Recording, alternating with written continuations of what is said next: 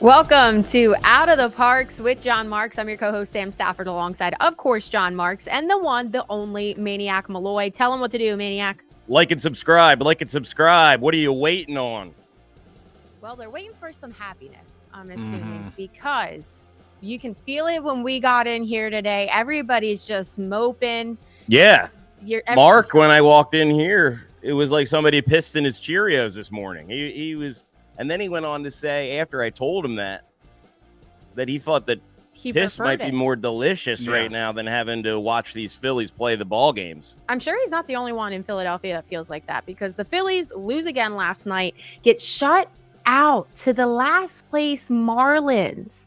And all of this comes after their road trip where they go 4-6. They end that with saying, oh, we just need to get back home. We can't wait to come back home. And then they do absolutely nothing.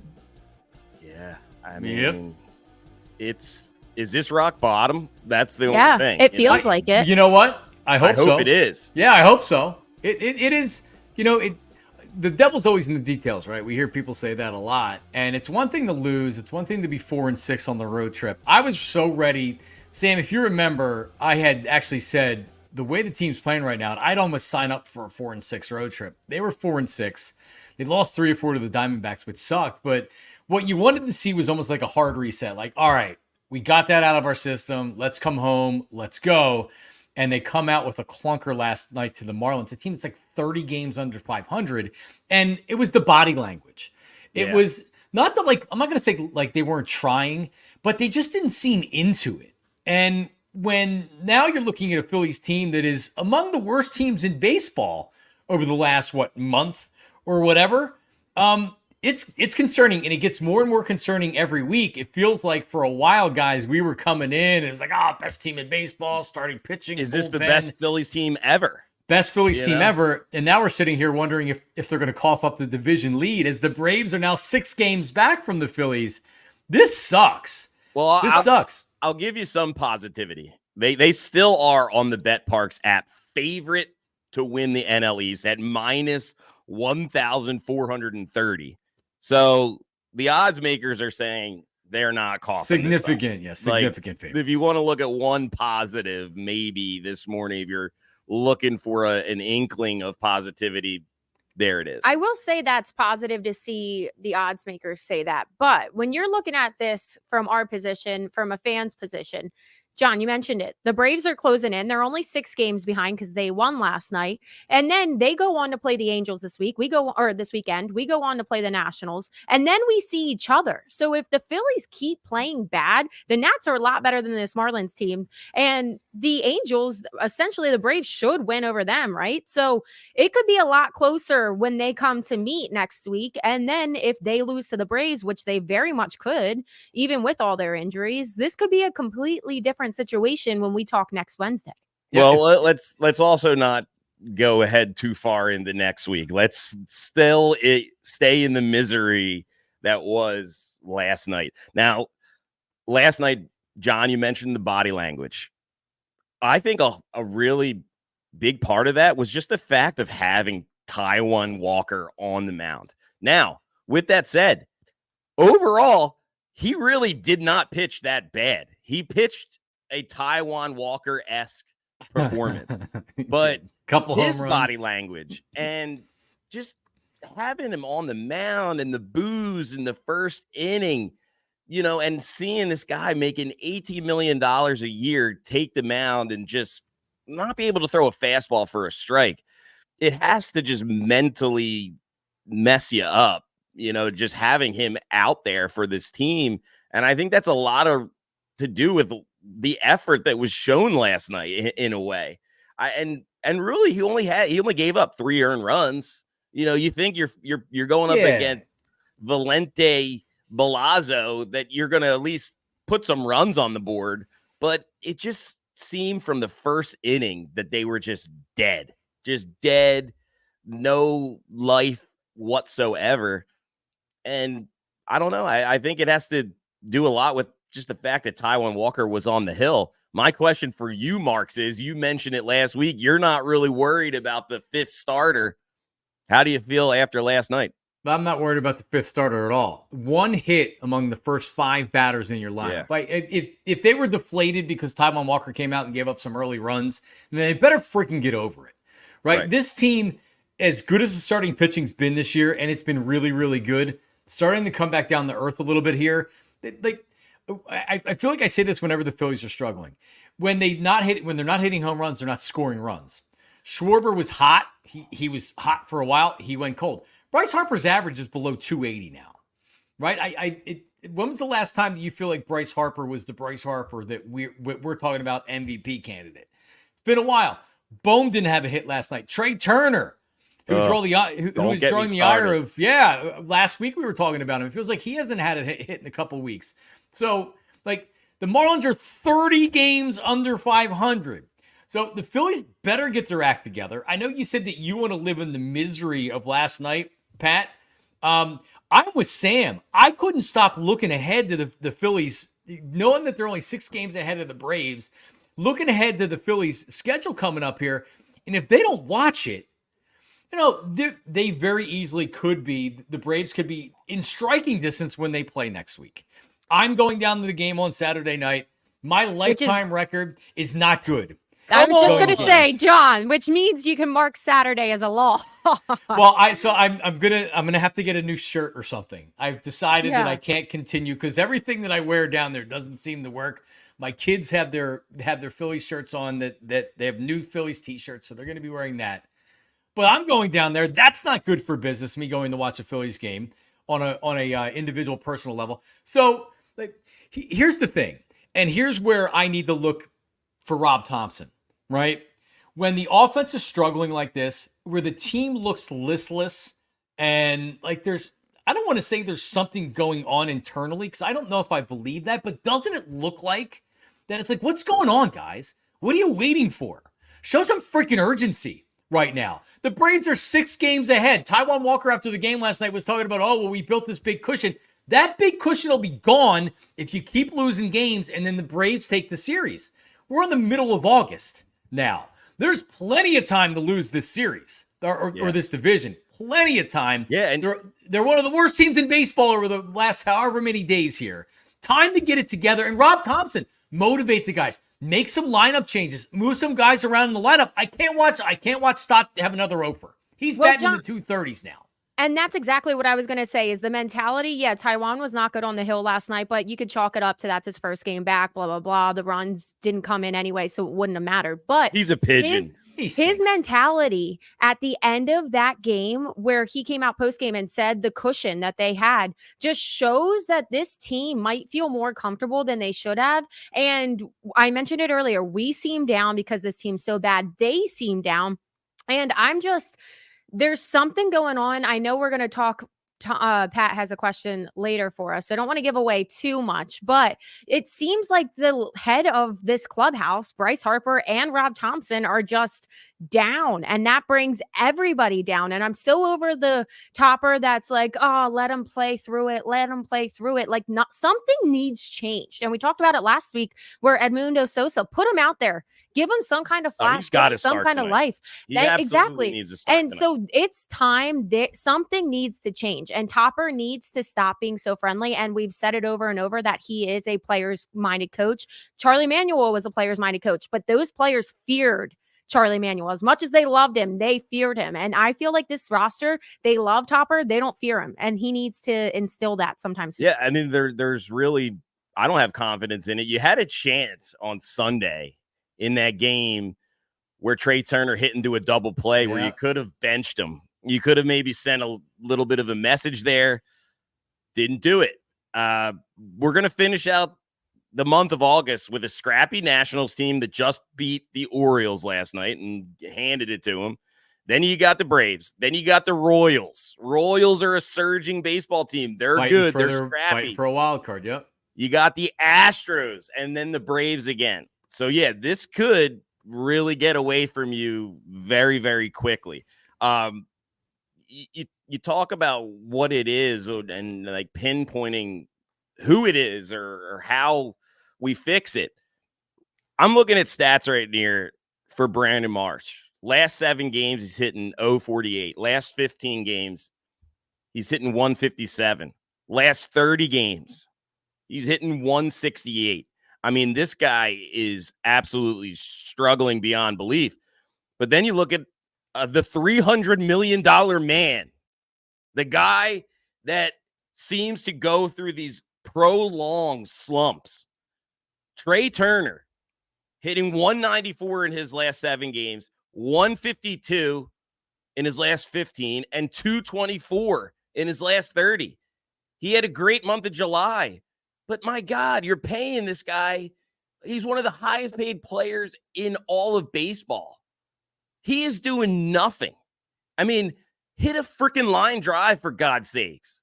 The worst thing that happened to him, I think, was that he went off in July and hit all those home runs.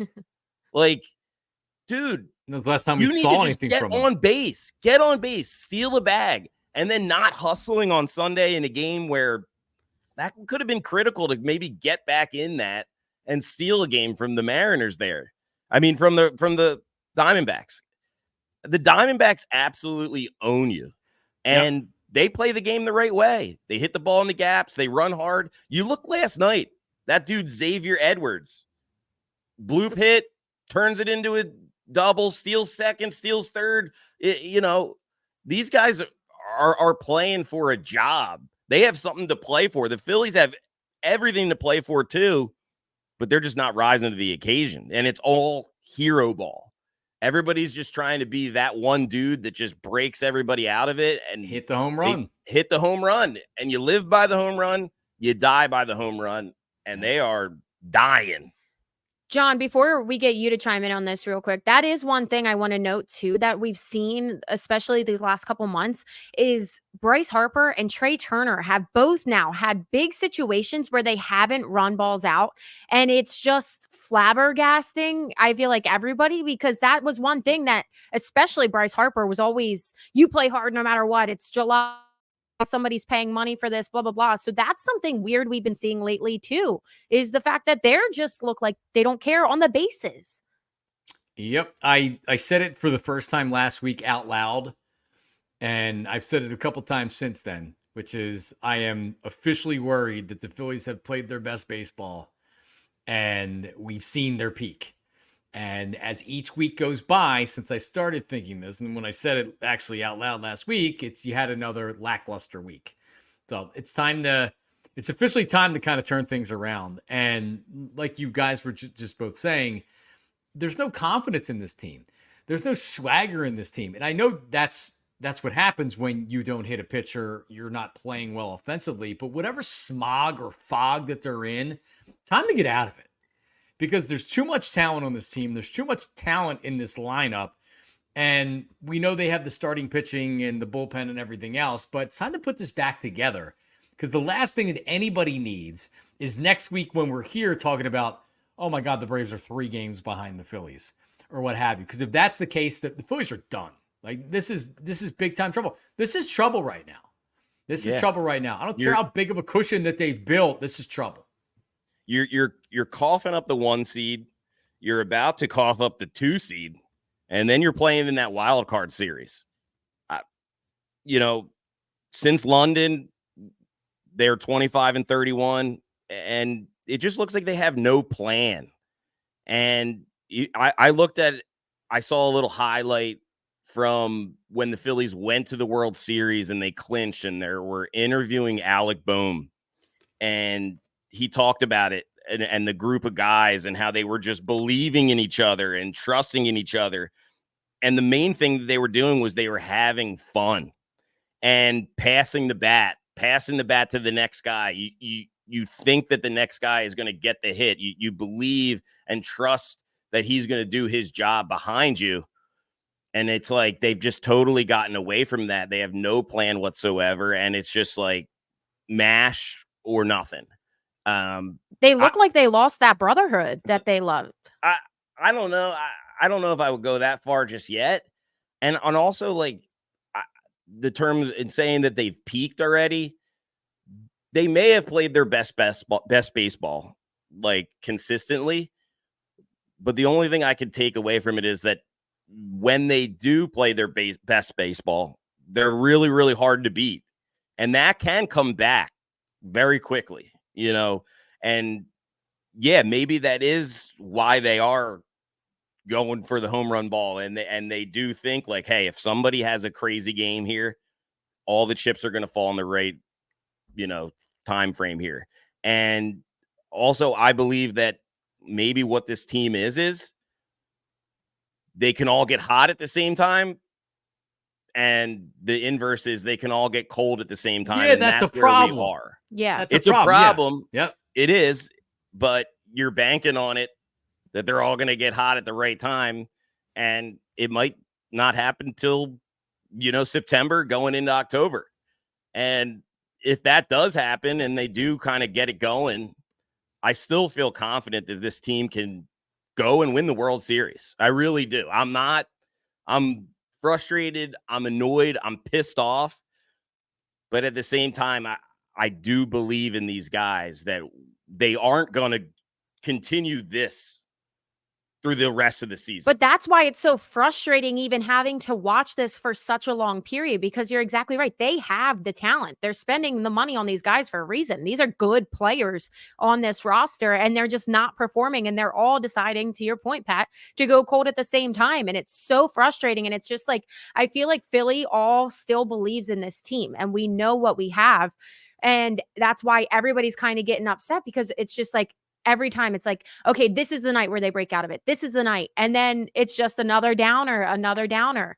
But to your point, that is the nice part about it being August, is as long as they play well enough, they don't have to be the number one seed to me. As long as they play well enough to just stay in the playoff contention and they get there, we've seen that's all they need. And they have enough talent. If they get in there, they can do it the dirty way, or not the dirty way. The long way. Yeah, the hard way. There Totally we go. agree. They can do it Totally the hard agree. way. And I still believe that. I think most of Philly believes that. But it's just so frustrating to see how good they are and that they could be, and see them just lose it all and kind of take it for granted. So I mean, let me go just ahead. mention this before, because you look at me like, oh, the Phillies they're playing so poorly. They're one of the worst teams in baseball over the last month. All right, if you look at the schedule, and I'm going to start with the Pirates series, and the Pirates have, since they lost 2 of 3 in Pittsburgh, the Pirates have kind of went on a skid. They're out of the playoff hunt, right? They lost 2 of 3 to the Pirates. They lost 2 of 3 to the Twins. The Twins are a playoff team. They lost 2 to 3 to the Guardians. The Guardians are a playoff team. They got swept by the Yankees. Yankees are a playoff team. They lost 2 of 3 to the Mariners. They're a playoff team. They won 2 of 3 to the Dodgers, and then they lost 3 of 4 to the Diamondbacks. Their schedule has gotten more difficult, and they're losing to these teams. So all the people at the beginning of the season that were saying, well, who are the Phillies beating? They're beating up on these bad teams. Yeah, but then they did turn it around and they started beating some better teams. This stretch where they're playing playoff teams pretty much in every series the last month, they've lost the series, and they've been getting beat. So now when you come home, you have an inferior Marlins team. The Nats are scrappy, but you should beat them. They need to get back to beating the teams they should beat. And to come out and to lose 5-0 like they did last night sucks. Because I can forgive all this other stuff and say, like, listen, they were in one of these stretches. They were facing good teams. This has to be the pivot point.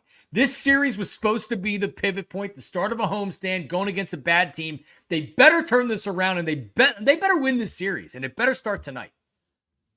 Yeah, the one thing that I was harping on last night is, we're always upset when they go through these skids, or everybody gets cold at the same time. That's the way this team has been constructed. You live and die by the home run ball, and it's feast or famine. And, to really get yourself so worked up and so pissed off or frustrated, it's almost like it's not worth it to a point, because who this team is. You kind of can almost see this coming. Sam, the whole season, when we were talking about them being possibly the best Phillies team of all time, you're like, they can't sustain this forever.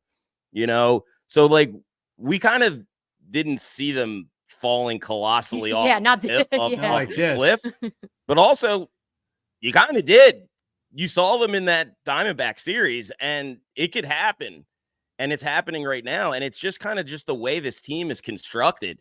And that's where I look at, what did they do to ensure that this wouldn't happen the next season. They didn't do anything. They really didn't add anything to this team from last year to this year. And that's just that's just their style of baseball. And it's a shame that it's in the city of Philadelphia where we live and die on every game like it's an Eagles game. And that's just where we are with this. And that's Dave Dombrowski. You know, did they do enough at the trade deadline? Obviously, in hindsight now, it's easy to say absolutely not. Well, and Hayes goes down with an injury. So now he's not there. And now you're having to rely on Marsh. You can't even situationally do what you wanted to do before. And Marsh hasn't had a hit since it feels like July. So, yeah, it does feel like you wish you had another bat. Yeah. They're definitely short of bat. See, here's the problem. You can't have Stott and Marsh playing like this together, right? Like if one guy's slumping, all right. But both guys are just killing you right now.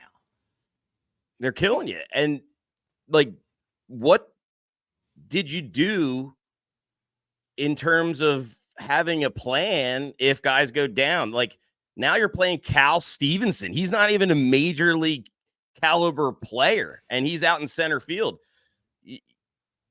You also, like, I know you guys are going to crush me for this, but, like, why did we trade away Sir Anthony Dominguez and we traded away Gregory Soto?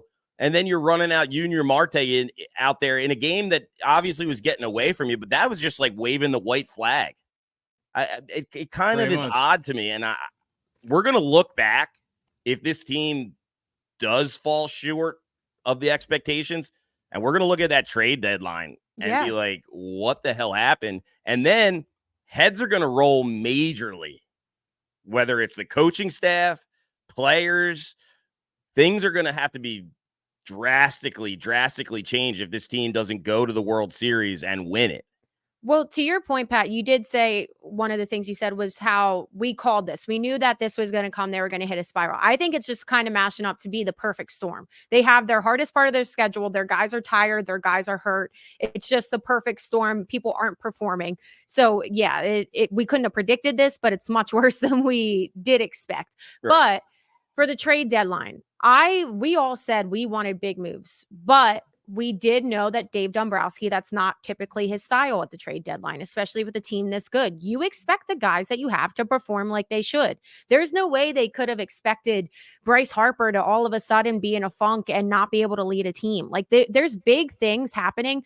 And like you said, John, like, it kind of looks like there's something going on behind the scenes. I don't think there is, but like, it almost seems like that because these guys are in an unexplainable funk. Like we've never seen Bryce Harper not be electric and not like look like he's having the best time of his life. And it's weird. And yes, it's going to be a big thing if this team doesn't perform and go to the World Series like we all expect them to, and they should. But I don't necessarily think it's all on Dave Dombrowski. I think a lot of moves will have to change, but I think that he's got a proven enough career. He's done enough to get by, and it's not his fault that the team's not performing. If anything, it's Topper.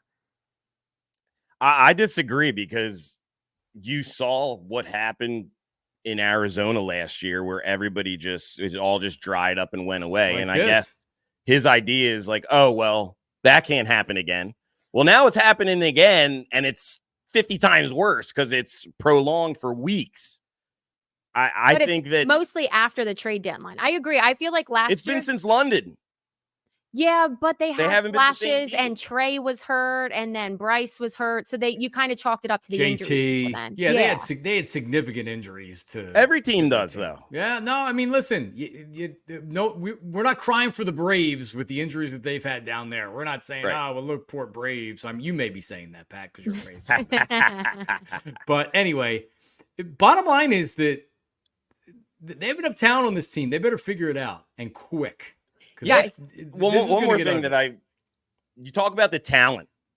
What player on this team is actually having an unbelievable season or a above average season or a great season? Nobody. Schwarber. And I mean, I don't even know if it's a great season. I think it's like he's hitting better for average. Well, and even but it's almost like on par with what you expect. Yeah. Agreed. Nobody is doing and it kind what of they were signed to do. when it's your DH who's having the greatest season on your team, it's like, dang. Well, I mean, just go down the team. Stott's underperforming. Marsh is underperforming. Bohm, I guess, but he's gotten cold here. But Bohm, I'm not going to complain about. Bryce recently hasn't been great. Turner's been hurt. And all right, he's put up big numbers, but you need to get back to it, brother. This is when somebody needs to step up. Everybody going cold at the same time sucks. But I mean, it's true. What this was supposed to be the breakout year for Stott. This was supposed to be a year for Marsh where he proved everybody that he can hit left-handed pitching, which he hasn't done. Nobody stepped up and exceeded expectations. I guess Castellano hasn't been brutally terrible. But he's still he's had 240 something and doesn't hit home runs. Castellanos. Yeah.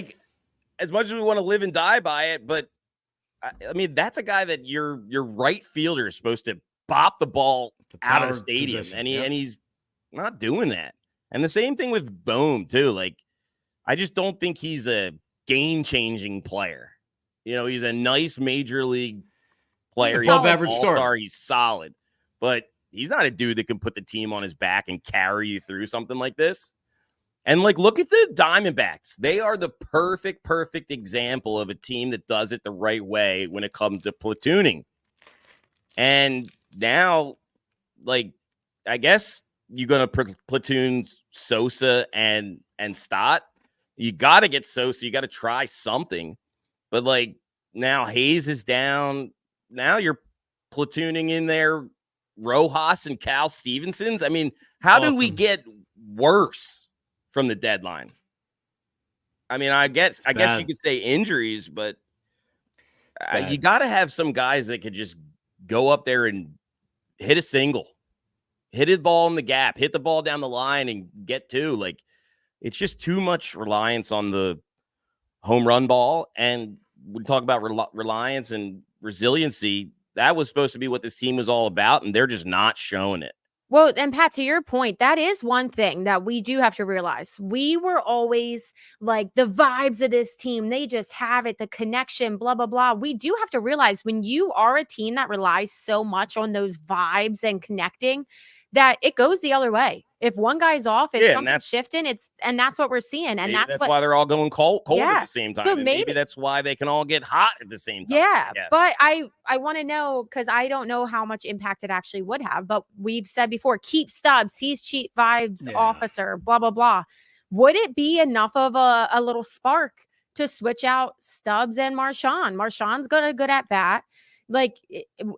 Those vibes aren't working. I mean, obviously it's such a distant move that it's not going to have much impact on the field that we're going to see, but is it enough to change up the clubhouse? Might wake up the team. Yeah. It might. I mean, you're talking about a backup catcher. Either Stubby needs to come up with a new playlist or they need to do something about it. And here's the last thing that I need. I don't need that song again. I don't need that all of a sudden Bryce breaks out the song again, because remember last year they were in a cold streak and they're like, all right, let's bring it back.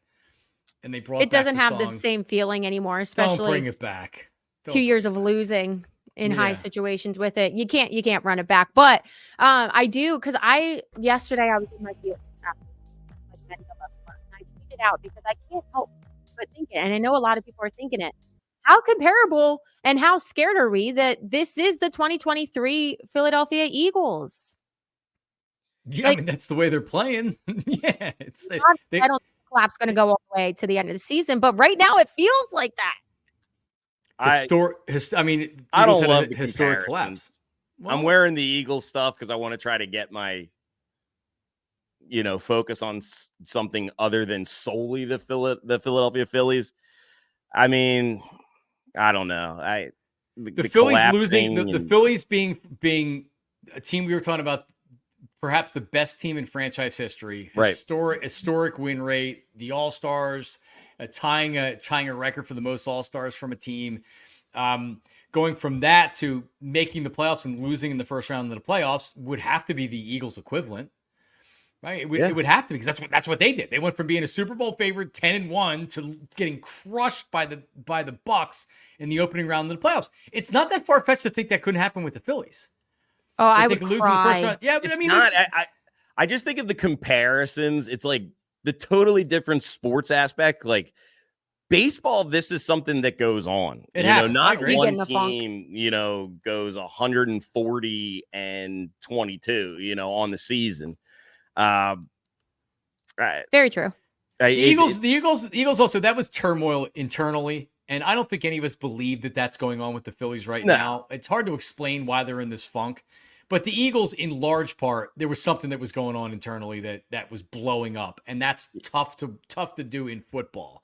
This team wouldn't have arrived at the same at historic losses in the same way. But still, the Phillies losing the opening round of the playoffs, how friggin' disappointing would that be? We spent the whole first 3 or 4 months of the season talking about the World Series. Yeah. If that happens, is Rob Thompson gone?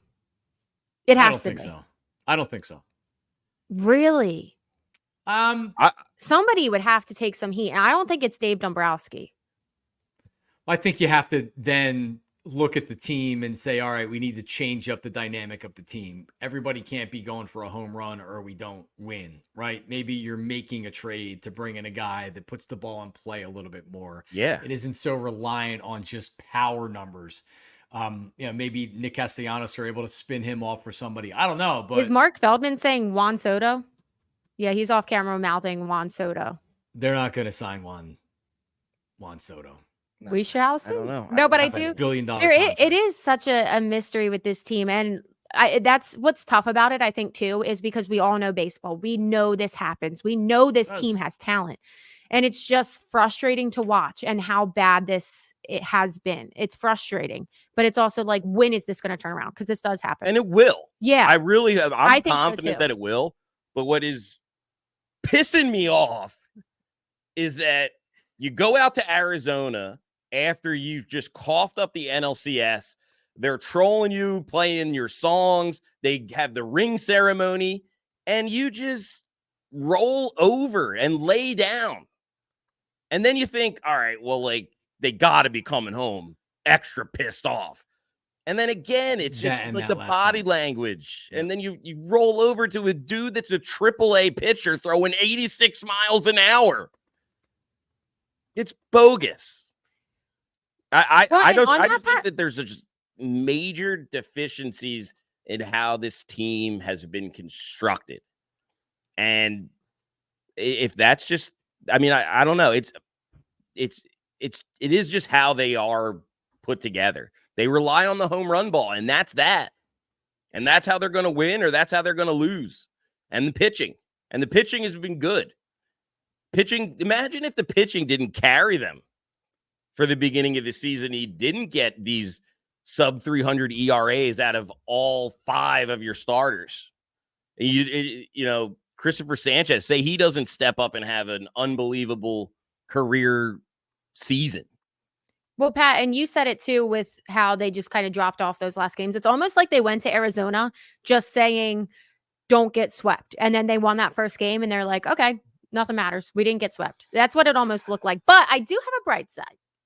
Ranger Suarez faced live hitters yesterday. He's supposed to face live hitters again, I think, Saturday or Sunday, possibly at Lehigh Valley AAA. So watch that for everybody at home, because that could be a great show. Go to Lehigh on a weekend and see Ranger.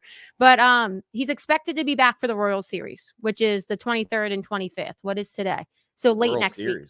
2 weeks. The Royals. The Royal Series. Sorry. Royals. That's a hard word for me. What? The World Series. He's expected to be back in like 4 months, guys. No, but so Ranger, that is gonna be a spark, assuming that he's back. Hopefully he goes back to the Ranger that we love, that now that he's had this time off, hopefully he's healed. So that could be something right there. Maybe late next week is when we see him turn. I can't wait. I can't wait another week. I know. Like John was saying, in a week from now, if you're still in this funk, you could be coughing up the NL East. I don't know. You got to win these 2 games. These are must-win games against the Marlins, and I think you got to take 3 out of 4 from the Nationals to right the ship. I agree. You can't go losing 2 series back to back and going into like a really tough stretch of games with some really good teams. Well, Pat, I see you have this written down, and this is actually really interesting. So if you guys had to bet on one guy that gets this team really turned around, who is the one guy you're choosing that's going to flip the whole season? You just said it. I think we got yours. Ranger? Ranger's going to do it. That's who you're thinking is going to be the spark.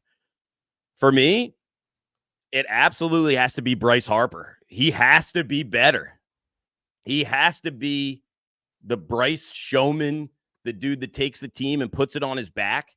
I don't think he's done that this year at any point in the season. Maybe in June, a little bit. He's the guy. We go how Bryce Harper goes. True. It's true. He's the dude that, and then the most likely, if I was going to bet on a guy that's going to break us out, and like I said earlier, I think they are going to eventually snap out of this, and it's going to have to be on the back of Bryce Harper and that left-handed swing and hitting bombs. That's it. John? Yep, it's Harper. It's Bryce Harper. Trey Turner carried them in July with a huge power surge coming back from being injured. But the picture of Bryce Harper after they lost 3 or 4 to Arizona, I don't know if you saw it from the locker room that was circulating. His hair. Yeah, he looks like he doesn't have answers, which is it's tough because he's the guy that needs to have the answers. No, this is Bryce Harper. This is Bryce Harper's talent. Bryce Harper, and I so believe this, and I've always said this. This team plays like Bryce Harper is playing. This team has confidence when Bryce Harper has confidence. This team takes its direction and its lead from Bryce Harper. And Bryce Harper hasn't looked, since that Yankee series, he really hasn't looked like the Bryce Harper we know. He looks tired. I agree. I agree with you guys. And honestly, if we talk about it, we've mentioned today the CVO, Chief Vibes Officer, and obviously a lot of people say that's Stubbs. It really is Bryce Harper. They play how Bryce Harper looks and how he plays and how he feels. And you mentioned Trey Turner. I want to hear, I know last week there was a little bit of defending of Trey Turner from you both. Where are we right now with Trey Turner? Because when I look at him, he's absolutely not worth $300 million. He just isn't. And I don't know where we go from here with him because, he made an error in the game last night at shortstop. It really was a meaningless error. But he is not a good shortstop. And now it's to the point where I'm like 50-50 on some of the balls of if he's going to actually make the play or not, really. Like, I'm nervous when the ball gets hit to him. I think that he is coming up so small, and I have not been impressed at all by this guy since he's come on the team. I really haven't been. I know he had a great July, right? That's what he's supposed to do. That's why we gave him $300 million. Yeah, he doesn't have a home run in August yet.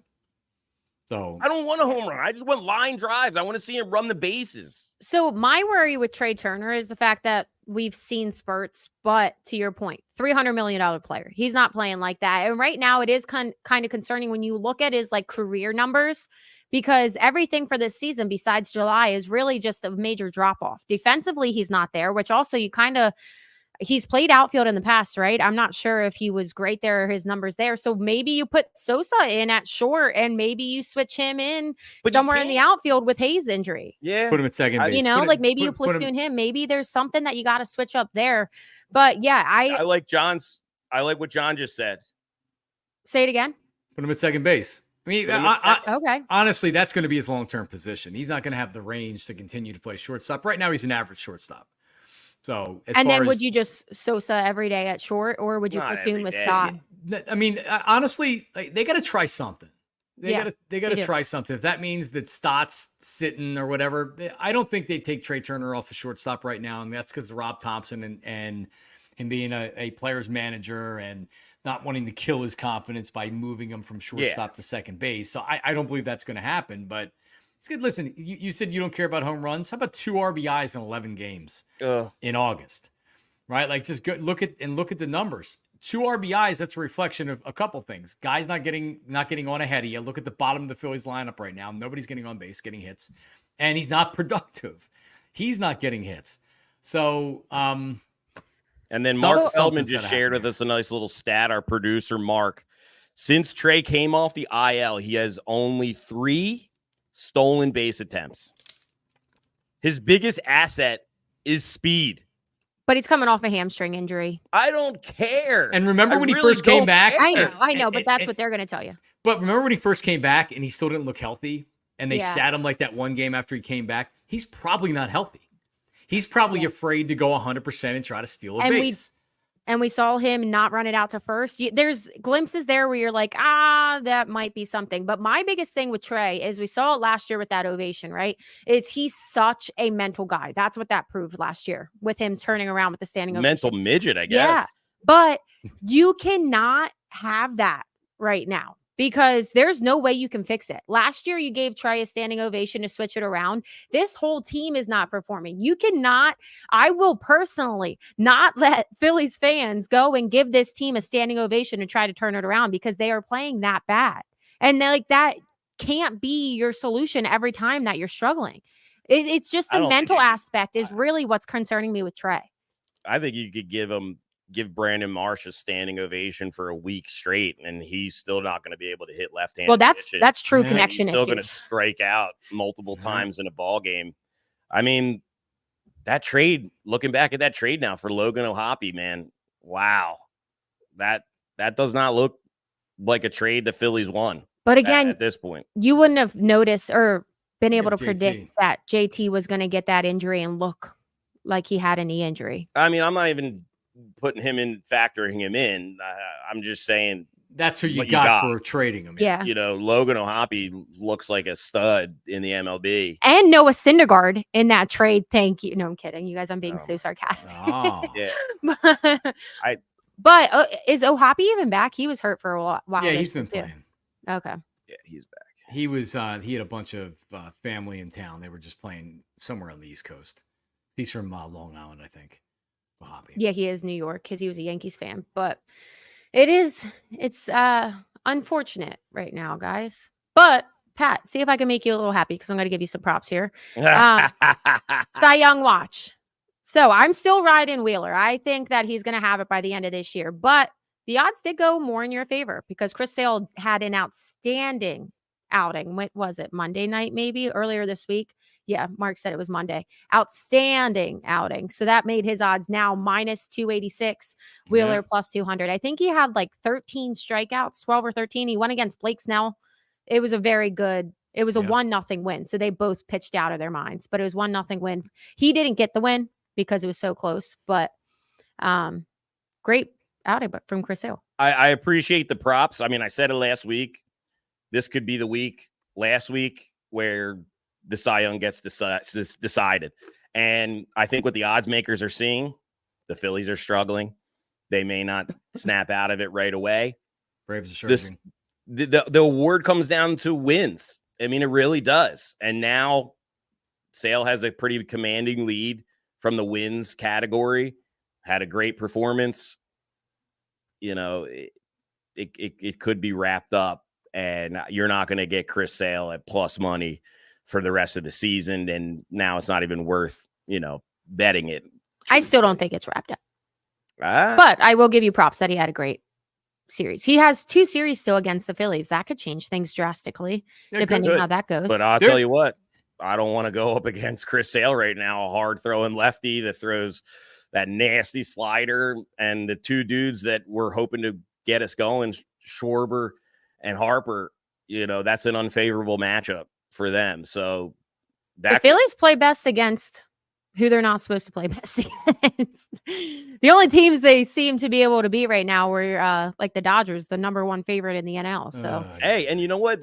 That's something to think about though, because all roads do lead to the Dodgers to get to the World Series. It is nice to have that one in your back pocket, I guess, if you want to have some glass half full outlook on it.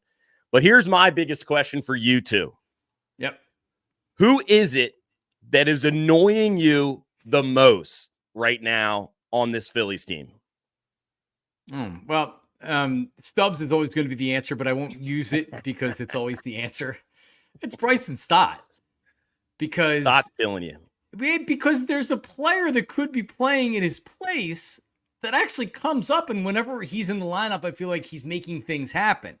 And Stott with the mustache, and he's a little bit odd, and the song comes. I don't want to hear the song anymore. All right, I don't need to hear the song when he's hitting under 250.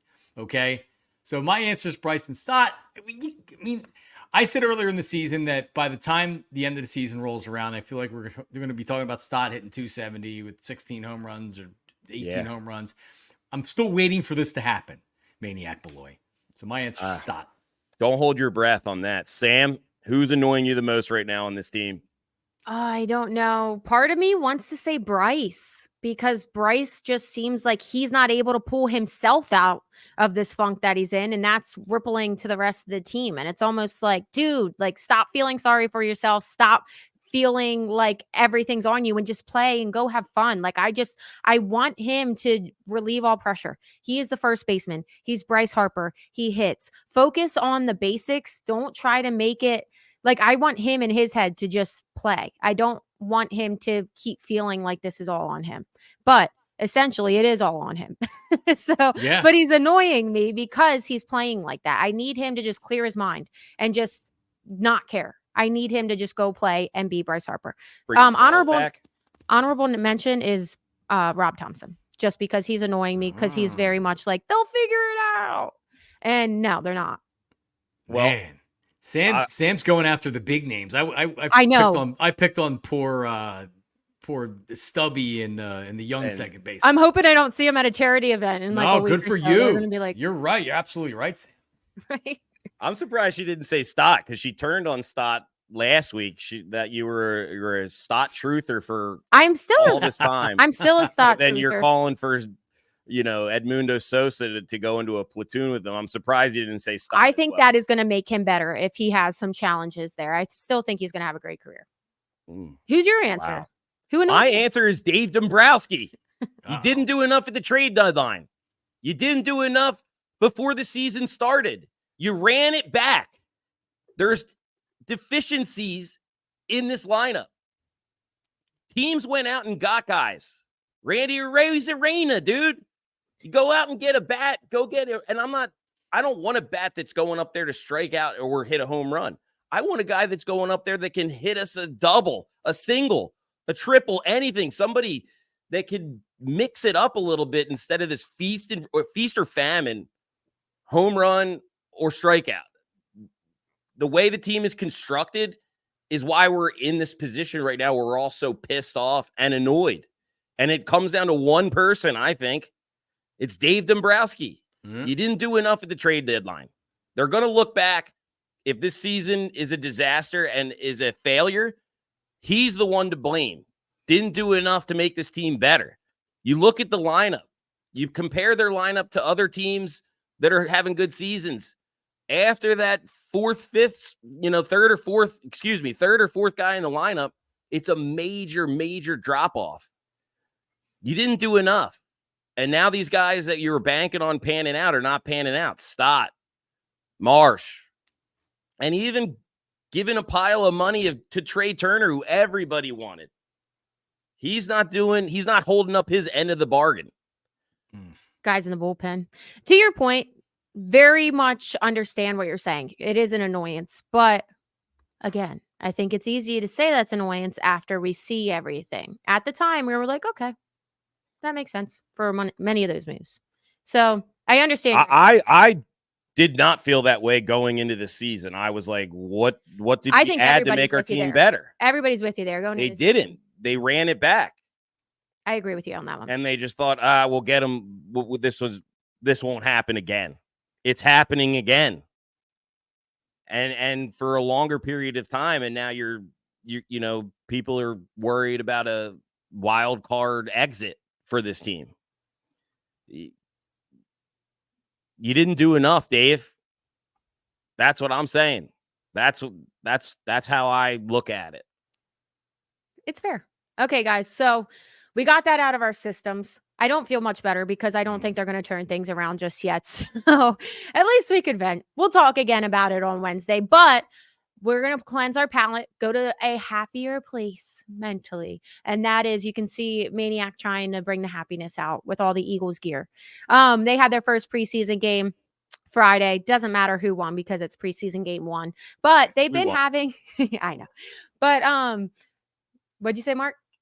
A walk-off field goal. Yes, he wanted to specify that in there. But you saw him in Foxborough. They're in Foxborough all week. They're doing what is it called? Joint practice. Joint practice. And they have preseason game 2 on Thursday. I want to know your thoughts from just stuff that's coming out of camp in that first game. Do you think that we're going to see any starters in this second game? Maybe. No. I've officially ended any type of expectation or anything like that for an NFL preseason game. If the starters play a couple snaps or a couple series or whatever, then the starters play. Some teams do it, other teams don't. The Eagles really haven't played their starters in a lot of these games, so I'm taking the emotion out of it. And they're probably not going to play. I feel good with what's going on with the Eagles. They have the joint practices. Everybody's staying healthy, which is the biggest thing for me. Knock on wood. Yeah, I mean, knock on wood. They need to get to the beginning of the regular season healthy, and then they need to be able to figure this out. They have 2 new coordinators. They have a totally different offense this year. Jalen Hurts called it a work in progress earlier this week. So the Eagles have, going up against the Patriots. I was reading some Patriots. I was listening to some Patriots media talking about the joint practices, and they're freaking out because the Eagles are crushing the Patriots. The Patriots are going to be one of the worst teams in football this year. Yeah. And the Eagles are built to try to win a Super Bowl. So the Eagles should go up there. Just the difference in talent between the two teams. The Eagles have a huge amount of talent on this team. They got to put it together, get healthy, keep doing what they're doing. I'm going to watch the preseason games with no emotion and whatever. Trot Jr. looked good in that first preseason game. Yeah. And there's some good things coming about him with the joint practice too. He's been bullying some of the Patriots, like we said. Yeah, I don't think there's going to be much starters, if any, playing because of the joint practices. The ones go up against the ones all week. Yeah. So you're probably not going to see much of anything come Friday night. Quinyon Mitchell, that's the guy that I'm going to, be focused on. Him and Trevor Keegan. Trevor Keegan had an incredible career at Michigan. I thought he was a steal to come away with him after the draft. He could be your right guard. If Mekhi Becton doesn't grab a hold of that position, he's a little bit too big. He's the biggest offensive lineman out of all the offensive linemen. I think he's a great backup, in the event somebody goes down, one of the tackle spots. He's been getting a lot of reps at the right guard spot. But Trevor Keegan, I want to keep an eye on him. He should get some time. Cooper DeJean is back. That's a great sight to see. I don't know if he'll play, but keep an eye on him. Maybe he might get some snaps. And like I said earlier, Quinyon Mitchell, the first round pick, he almost had an interception early in the game against the Ravens. Be really interested to see, what he brings to the defense. And they're playing him in the nickel, which is interesting to me because they want to get the best players on the field. That's what Vic Fangio said. He was more of a zone coverage type of cornerback at Toledo. So to see him play in the nickel is interesting. I want to see him physical and, see what he can do up against the Patriots on Friday night. That's where I'm looking for. Usually going into these games, I try to focus on one guy. Obviously, Jeremiah Trotter Jr. too. That'll be interesting to watch him. And Nakobe Dean too. That's another guy. Make or break it year for him. He's got to step it up. I like it, Pat. The one guy I was going to mention was Trevor Keegan because I forgot that they got him almost. But my husband is a giant Michigan fan, converted me to Michigan.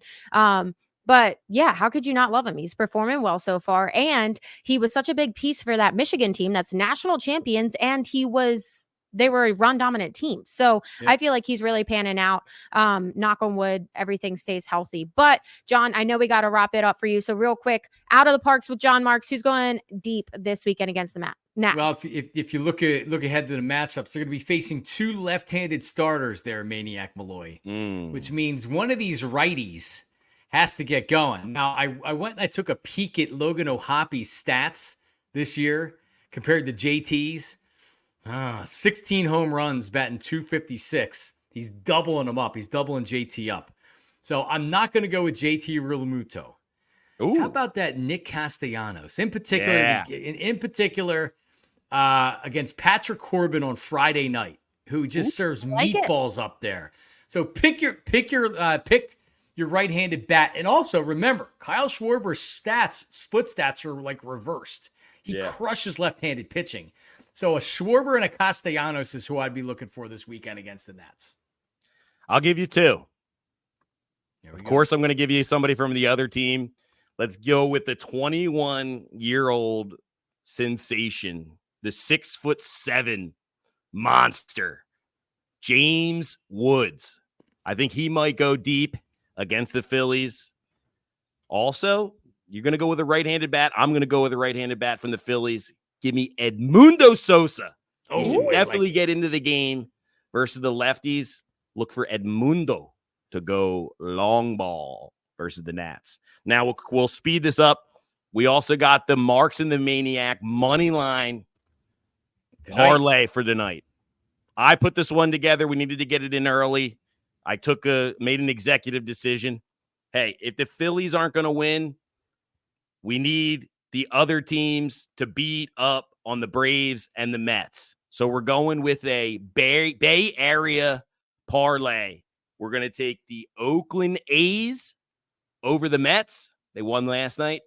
And we're going to go with the San Francisco Giants to beat the Braves, boosting the odds to plus 500 on the BetParx app. So this is the Philly desperation parlay. We need these teams to take care of business for us. Phillies win, get a game on both of these teams tonight, and make a little money in the process. Boost it. Let's go A's. Let's go Giants. Boost it. I like that. I don't think anybody in Philadelphia is going to blame you on that one. So good job today, guys. Like I said, we got a lot out emotionally, but I don't know if it made any of us feel better. Hopefully things turn around when we talk next Wednesday and the Braves are in town. But we'll see you then for episode number 21. 21. Like and subscribe.